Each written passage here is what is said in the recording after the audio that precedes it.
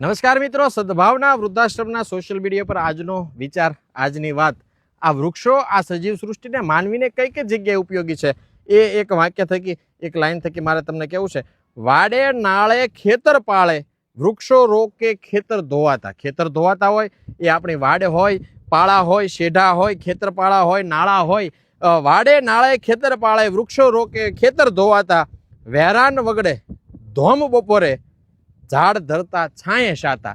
વેરાન વગડા હોય, આમ ઉજ્જડ વન હોય, કદાચ કહી શકાય કે ઝાંઝવાના નીર જ્યાં સુધી નજર જાય ત્યાં સુધી બળતા હોય, પણ ધોમ બપોરે હોય ત્યારે કેમ તડકાનો સમય છે એવો ધોમ ધકતો તડકો હોય, ઝાડ ધરતા છાંયે શાતા. આ વૃક્ષની છાયા એ આપણને શાતા પ્રદાન કરે. એવા સમયે વેરાન વગડે ધોમ બપોરે, ઝાડ ધરતા છાંયે શાતા. ઘોડિયાથી ચિતા સુધી કાષ્ટ સાથ નિભાવતા. માણસનો જન્મ થાય, બાળકને ઘોડિયામાં સુવડાવવામાં આવે તો પણ એ કાષ્ટનું ઘોડિયું હોય, અને છેલ્લે ચિતા ઉપર આપણે સુવડાવવામાં આવે તો એ ચિતા પણ કાષ્ટની લાકડાની હોય. એટલે ઘોડિયાથી ચિતા સુધી કાષ્ટ સાથ નિભાવતા.